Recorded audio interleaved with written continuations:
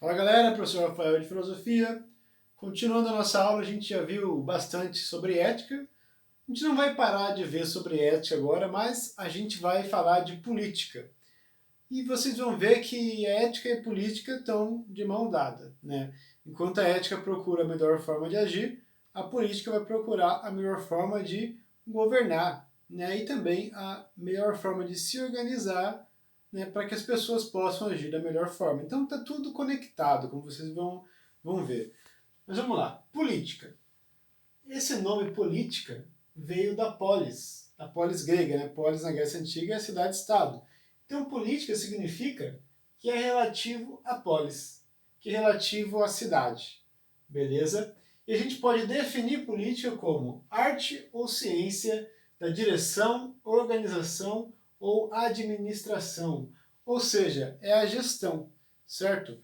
Você tem tanto política da cidade, como você pode ter a política da escola, né, que é como que eu vou dirigir, organizar e administrar a escola. Né? Tem política do hospital, enfim, tem política da empresa, né? Tudo que você pode organizar e gerir, a gente fala de política, certo? Então, assim como a gente viu na ética, né, que existe ética porque há várias formas de agir, a gente também estuda política porque há várias formas de gerir, certo? Então vamos lá, vamos voltar aí para os gregos, que foi os caras que começaram a falar disso, né? E eu peguei aqui Platão. A gente sempre for voltar em algum tema, a gente acaba sempre voltando em Platão e Aristóteles, que são os dois grandes nomes da Grécia Antiga, da filosofia grega, né? Então vamos lá. O Platão ele escreveu um livro chamado A República.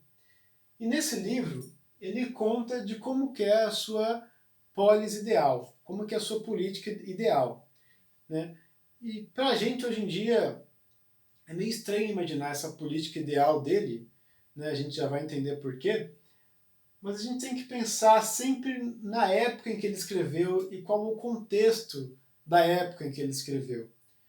Então, primeiro, nessa república dele, como a gente vai ver, existe censura, tá? Tem o cara que vai decidir como cada um vai viver a vida e vai ter censura.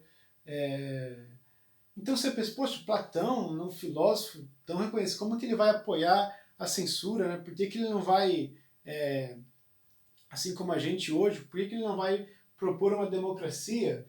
Né? Porque ele viu, uma das razões, ele viu a democracia matar o seu professor, Sócrates. Né? O Sócrates foi condenado à morte e o povo de Atenas votou para que Sócrates fosse condenado à morte. Então ele não gostava de democracia, certo? O Platão também, ele foi até Siracusa para ser mentor de um rei.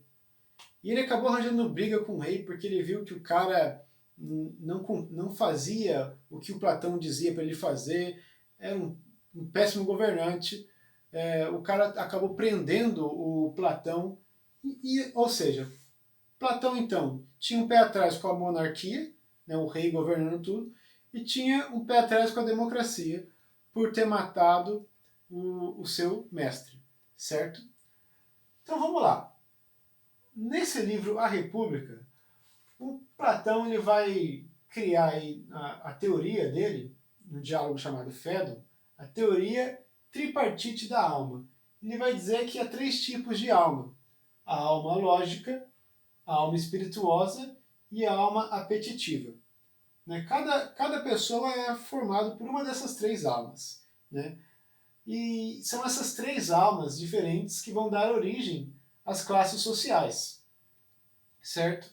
Então ele vai dizer, ó, a pessoa que tem alma apetitiva é aquela pessoa que busca produzir e buscar prazer.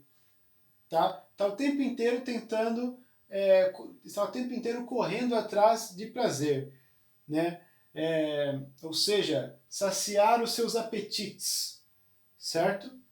Já a alma espirituosa é aquela galera que acaba virando bons guerreiros. Né? Eles são bons em obedecer e defender ferozmente, porque eles têm um espírito aventureiro, né? Eles são aqueles caras que acabam sendo melhor para uma guerra, para um combate, né? Porque eles são espirituosos, são mais enérgicos. Né? E tem a outra alma, que é a alma da lógica, que para Platão são as pessoas que devem governar, né? Para o Platão, a galera que está aqui, ó, que tem a alma lógica, deve governar através do amor ao aprendizado, ou seja, filosofia, né? Amor ao conhecimento. E ele vai dizer, então, que quem deve governar é essa galera que tem a alma lógica. Por quê? Porque quem quer governar a cidade deve buscar o bem, deve buscar a justiça. E quem é que sabe como chegar ao bem? Quem pensa sobre o bem, quem pensa sobre a justiça. E quem faz isso? A galera da lógica. São os filósofos que pensam sobre o que é o bem, o que é o justo. Então, se for para governar a cidade, os filósofos é que devem fazê-lo.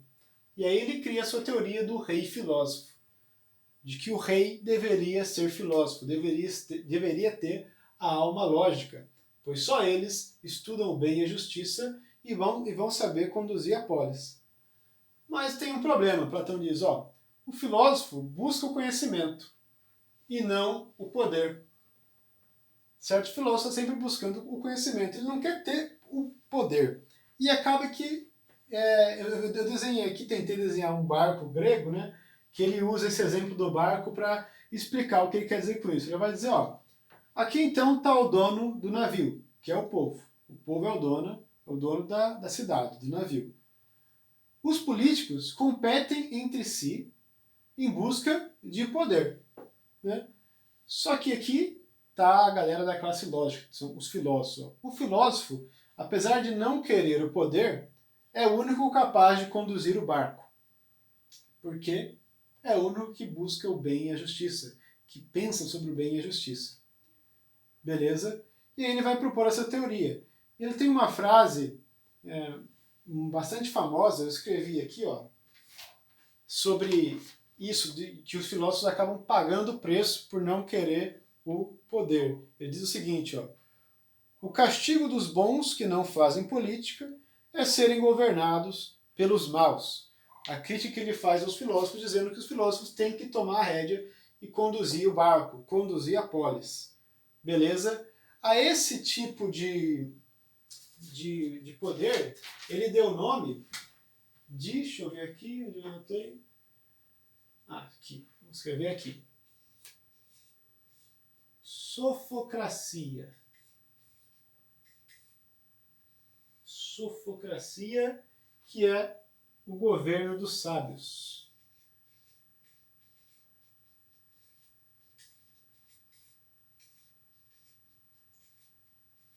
Sofocracia, governo dos sábios, é o nome que ele dá a esse sistema ideal, essa república ideal que ele escreveu no seu livro A República. Continuando então, a gente viu que para o Platão tem um tipo de governo ideal, que é o governo governado pelos filósofos, né? É um tipo ideal. O nosso outro pensador, que é o Aristóteles, ele não vai propor um governo ideal, né? Não, todas as polis têm que seguir esse governo ideal. Não, ele vai categorizar tipos de governo, mas não vai propor um ideal, porque ele vai entender que cada um pode decidir melhor de acordo com as suas especificidades, né? Mas vamos lá, vamos conhecer melhor. O Aristóteles, ele vai definir o homem dessa forma. Ó. O homem é, por natureza, político. Ou seja, o homem é um animal político. É como ele define o homem. E aí, ele está naturalizando a política. Como assim? A gente hoje em dia separa, né? O que é natural e o que é social ou o que é cultural. Ou seja, o que veio da natureza e o que o homem fez. A gente entende política como algo que o homem fez. O Aristóteles não. Ele vai dizer que o homem é, por natureza, político. A única forma do homem sobreviver na natureza foi em grupo, certo? Assim como os lobos, as abelhas, as formigas, eles vivem em grupo, certo? Abelhas vivem em grupo? Não, é em grupo não. Isso, vivem em grupo. Não sobrevive sozinho. Só que o homem é racional, o homem consegue falar, certo? E nessa que o homem é racional e vive em grupo, eles podem debater sobre o que é bom para um, o que não é legal para o outro, e nisso eles já estão no ambiente de política, certo? Então a política para Aristóteles é algo natural, do próprio curso da natureza. Né? O homem só conseguiu sobreviver por causa da polis, da vida na cidade. Ou seja, o homem é político por natureza. Então, ele vai dizer, ele vai pensar sobre a justiça. Ele vai falar, ó, tem duas formas de justiça. A justiça corretiva e a justiça distributiva. A primeira, corretiva, como o nome diz, ela vai corrigir. Né? Corrigir, deixa eu pegar a caneta, corrigir aí o problema da igualdade.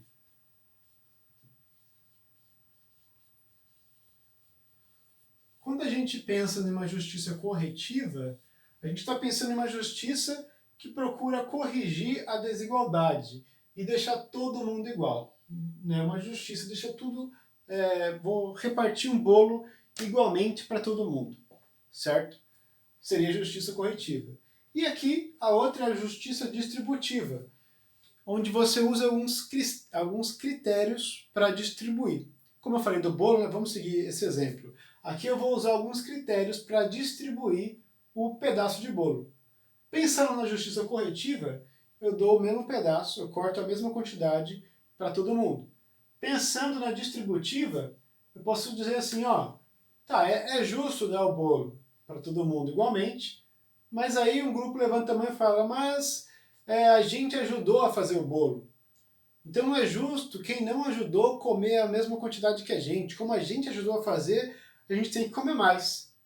Beleza, já é justo. Mas é justo seguindo alguns critérios. Né? Dar mais para quem ajudou a fazer. E aí o outro, não, mas eu sou maior, eu preciso comer mais para me satisfazer, eles são pequenininhos, eles não precisam comer tanto. Tá, você está pensando, é justo seguindo o critério da necessidade fisiológica. Aí outros, não, mas aquele grupo lá, eles são muito pobres, eles não têm o que comer, tem que dar mais para eles. Aí é justo, a nossa distribuição é justa pelo critério da necessidade social. Enfim, tem vários critérios para a gente distribuir. E o critério que o Aristóteles vai usar aqui é a eudaimonia. Ou seja, entre a corretiva e a distributiva, ele vai preferir a distributiva sobre o critério da eudaimonia. Né? Aí vocês vão lembrar que no último vídeo eu falei de como que os gregos viam o mundo, né? Que tudo era ordenado, né? E cada um tinha sua função dentro do cosmos, dentro da natureza. Então, Aristóteles pensa dessa forma. Ele vai dizer, ó, eu não vou dividir, por exemplo, as flautas igualmente. Eu vou dar todas as flautas para quem toca melhor. Ou seja, eu vou seguir pela eudaimonia, o desabrochar das virtudes. Eu vou dar mais para quem é virtuoso. E para quem não é, fica sem nada. Eu não quero dar igualmente, distribuir igualmente como a justiça corretiva. Não, eu vou distribuir mais para quem tem mais talento, para quem tem virtude. Beleza? Fica fácil de entender que a gente já viu a aula sobre a ética das virtudes dele, então fica mais fácil da gente entender como ele pensa. Né? E aí você pensa, pô, mas e quem não tem? Quem não tem, você dá enxada, para ele trabalhar e gastar energia. Ele pensava dessa forma. Né? Você pensa, poxa, o cara é meio... o cara exclui muita gente, então vamos pensar também na época dele, que era uma época em que não se falava em direitos humanos. Né? Era uma época que tinha escravidão e o caramba, e a gente só foi pensar em direitos humanos no século XVIII depois de Cristo. Né? O cara está no século IV antes de Cristo. Então, ele não via o homem como igual ao outro, que tem direitos, enfim, ele não via dessa forma. Tá? Então, beleza, vimos a ideia de justiça dele. E o Aristóteles, como eu disse, ele não vai colocar uma forma ideal de governo para todas as polis, mas ele vai categorizar as 6 espécies de governo que ele pôde perceber. Ele vai dizer o seguinte, ó, existem governos né, governados, existem governos onde uma pessoa governa, onde um grupo governa e onde muitos governam. E esses tipos, eles podem ser bons ou ruins, o que ele chama de governo verdadeiro, governos bons, e os ruins, governos corruptos. Ele fala, ó, quando o governo de uma pessoa é legítimo, é verdadeiro, a gente chama de monarquia. Quando ele é corrupto, a gente chama de tirania, né? Que quando a pessoa te governa, governa de maneira ilegítima. Ninguém aprova o cara, então a gente chama ele de tirano, vira uma tirania. Quando um grupo governa de maneira legítima, de maneira verdadeira, como ele colocou, a gente chama de aristocracia, né? E quando governa de maneira corrupta, oligarquia. É simplesmente um grupo que está controlando, governando tudo, certo? A ideia de aristocracia para os gregos também tinha a ver com a ideia de um grupo virtuoso, beleza? Vem da palavra chamada arete, né, que era o ideal de educação para o qual os gregos buscavam educar seus filhos, né, de ser corajoso, ser um bom guerreiro, mas também saber fazer matemática, saber entender de música, ou seja, fazer parte dessa aristocracia, desse grupo de homens virtuosos. Por isso que ele colocou aqui como o governo bom, aristocracia, e o negativo, o governo corrupto, como oligarquia. E o governo em que muitos governam, ele vai dizer, se for corrupto, ele chama de democracia. E se for um governo verdadeiro, ele vai chamar de politeia. Hoje em dia a gente também chama de república, tá? Mas que é um governo que todo mundo está pensando de fato no bem da polis, e não no bem da maioria. Seria a forma corrupta, que ele chama de democracia. Mas é interessante ele dividir assim, porque mesmo assim ele vai dizer que a democracia, que é o governo corrupto dos muitos, é melhor do que a monarquia e a aristocracia, ele vai escrever. Ou seja, o governo dos muitos é sempre melhor do que o governo de uma pessoa e o governo de um grupo específico. Ou seja, não concordava com o Platão de que tinha que ser um grupo de filósofos, né? Ele preferia ainda assim a democracia. Bom, galera, por enquanto é só. Qualquer dúvida, só mandar uma mensagem para mim aí. Valeu!